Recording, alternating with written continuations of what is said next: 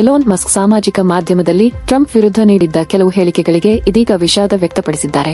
ನಾನು ಸ್ವಲ್ಪ ಹದ ಮೀರಿದ್ದು ನಿಜ. ಇಷ್ಟು ದೂರ ಹೋಗಬಾರದೆಂದು ಅರ್ಥವಾಗಿದೆ ಎಂದು ಅವರು ಟ್ವೀಟ್ ಮೂಲಕ ತಿಳಿಸಿದ್ದಾರೆ. ಈ ಹೊತ್ತಿಗೆ ಟ್ರಂಪ್ ಕೂಡ ಮಸ್ಕ್ ವಿರುದ್ಧ ತೀವ್ರವಾಗಿ ಪ್ರತಿಕ್ರಿಯಿಸುತ್ತಾ, ಈ ಮನುಷ್ಯ ತನ್ನ ಬುದ್ಧಿ ಕಳೆದುಕೊಂಡಿದ್ದಾನೆ. ನಾನು ಯಾವುದೇ ಸಹಕಾರ ನೀಡುವುದಿಲ್ಲ ಎಂದು ಹೇಳಿದ್ದಾರೆ. ಈ ನಡುವೆ ಟ್ರಂಪ್ ಮಸ್ಕ್ಗೆ ಎಚ್ಚರಿಕೆ ನೀಡಿದ್ದು, ಅವರು ಡೆಮೊಕ್ರಾಟ್ ಪಕ್ಷಕ್ಕೆ ಹಣ ನೀಡಿದರೆ ಗಂಭೀರ ಪರಿಣಾಮ ಎದುರಿಸಬೇಕಾಗುತ್ತದೆ ಎಂದು ಎಚ್ಚರಿಸಿದ್ದಾರೆ. ಇನ್ನು ಮಸ್ಕ್ ತನ್ನ ಹೇಳಿಕೆಗಳನ್ನು ಸರಿಪಡಿಸಿದರೂ ಅವರ ಕಂಪನಿಗಳಾದ ಟೆಸ್ಲಾ ಮತ್ತು ಸ್ಟಾರ್ಲಿಂಕ್ಗಳ ಮೇಲೆ ರಾಜಕೀಯ ಒತ್ತಡ ಬೀಳುವ ಸಾಧ್ಯತೆ ಇದೆ. ಈ ವಿವಾದದ ನಡುವೆ ಟೆಸ್ಲಾ ಷೇರುಗಳು ಭಾರೀ ಪತನ ಅನುಭವಿಸಿವೆ. ಇಡೀ ಘಟನೆ ಎಲೋನ್ ಮಸ್ಕ್ ರಾಜಕೀಯ ನಿಲುವುಗಳು ಮತ್ತು ಸಾಮಾಜಿಕ ಜವಾಬ್ದಾರಿಯ ಮಧ್ಯದ ಘರ್ಷಣೆಯಂತಿದೆ. ರಾಜಕೀಯ ಮತ್ತು ವ್ಯಾಪಾರದ ಸಂಬಂಧ ಹೇಗೆ ನಡುಮಟ್ಟದಲ್ಲಿ ಬಿರುಕು ಬಿಟ್ಟಿರಬಹುದು ಎಂಬುದಕ್ಕೆ ಇದು ಜೀವಂತ ಉದಾಹರಣೆ.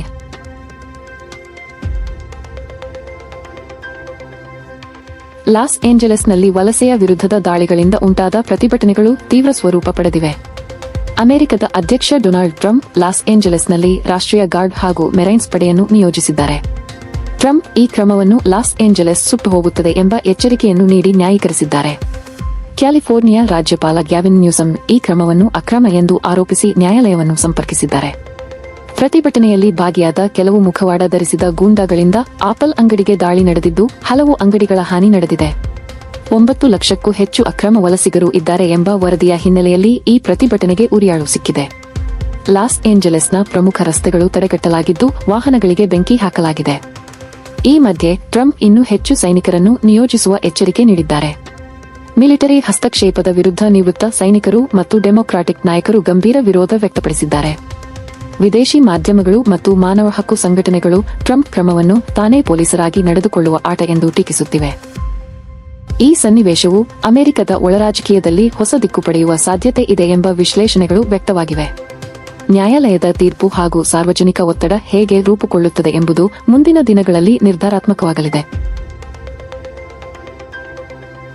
ಅಮೆರಿಕ ಮತ್ತು ಚೀನಾ ನಡುವೆ ಹೊಸ ವ್ಯಾಪಾರ ಒಪ್ಪಂದದ ಮೇಲೆ ಡೊನಾಲ್ಡ್ ಟ್ರಂಪ್ ಮಹತ್ವದ ಘೋಷಣೆ ಮಾಡಿದ್ದಾರೆ.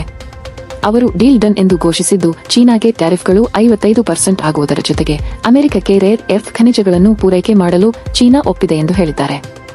ಈ ಹೊಸ ಒಪ್ಪಂದದ ಭಾಗವಾಗಿ ಚೀನಾ ಅಮೆರಿಕದ ವಿದ್ಯಾರ್ಥಿಗಳಿಗೆ ಹೆಚ್ಚು ಪ್ರವೇಶ ಅವಕಾಶ ನೀಡಲಿದೆ ಎಂದು ಹೇಳಲಾಗುತ್ತಿದೆ. ಈ ಒಪ್ಪಂದವು ಲಂಡನ್ನಲ್ಲಿ ನಡೆದ 2 ದಿನದ ಮಾತುಕತೆ ಬಳಿಕ ಬಂದಿದ್ದು, ಇನ್ನೂ ಚೀನಾ ಅಧ್ಯಕ್ಷ ಶಿ ಜಿನ್ಪಿಂಗ್ ಅವರ ತಾತ್ಕಾಲಿಕ ಒಪ್ಪಿಗೆಗಾಗಿ ಕಾಯುತ್ತಿದೆ. ಇದರೊಂದಿಗೆ 2 ದೇಶಗಳ ನಡುವೆ ನಡೆಯುತ್ತಿದ್ದ ವ್ಯಾಪಾರ ಯುದ್ಧಕ್ಕೆ ತಾತ್ಕಾಲಿಕ ವಿರಾಮ ಸಿಕ್ಕಂತಾಗಿದೆ. ಟ್ರಂಪ್ ಅವರ ಪ್ರಕಾರ ಈ ಒಪ್ಪಂದದಲ್ಲಿ ಚೀನಾ ಅಮೆರಿಕಕ್ಕೆ ರೇರ್ ಅರ್ತ್ ಮ್ಯಾಗ್ನೆಟ್ಗಳು ಹಾಗೂ ಇತರ ಉನ್ನತ ತಂತ್ರಜ್ಞಾನದಲ್ಲಿ ಬಳಕೆಯಾಗುವ ಖನಿಜಗಳನ್ನು ತಕ್ಷಣ ಪೂರೈಸಲು ಒಪ್ಪಿದೆ.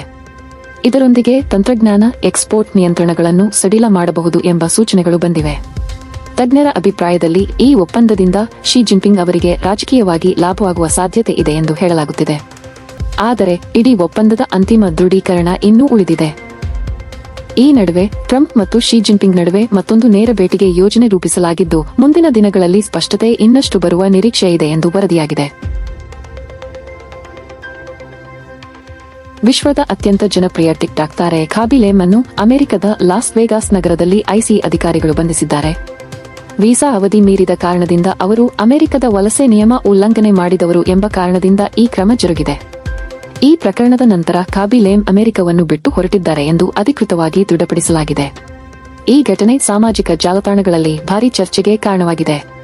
ಖಾಬಿಯ ಶಾಂತ ಮುಖವಾಡ ಮತ್ತು ಹಾಸ್ಯಾತ್ಮಕ ರಿಯಾಕ್ಷನ್ ವಿಡಿಯೋಗಳಿಗಾಗಿ ಅವರು ವಿಶ್ವದಾದ್ಯಂತ ಪ್ರಸಿದ್ಧರಾಗಿದ್ದರು.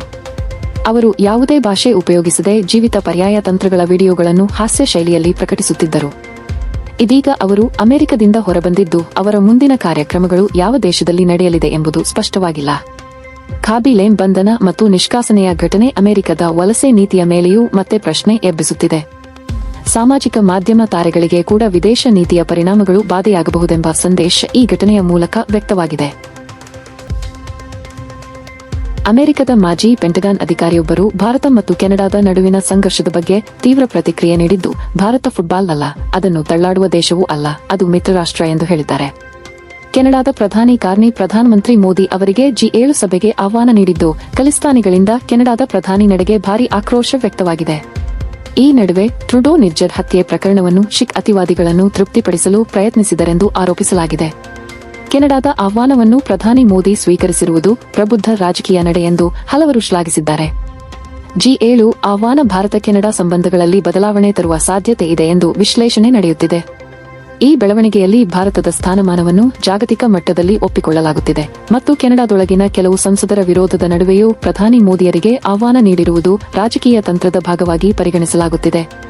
ಟ್ರುಡೋ ಸರ್ಕಾರದ ಹಿಂದಿನ ಸ್ಥಿತಿಗತಿಗಳನ್ನು ಹೋಲಿಸಿದಾಗ ಈ ಬದಲಾವಣೆ ಸಂಬಂಧ ಸುಧಾರಣೆಗೆ ದಾರಿ ತೋರಬಹುದು ಎಂಬ ನಿರೀಕ್ಷೆಯಿದೆ ಎಂದು ಹೇಳಲಾಗುತ್ತಿದೆ.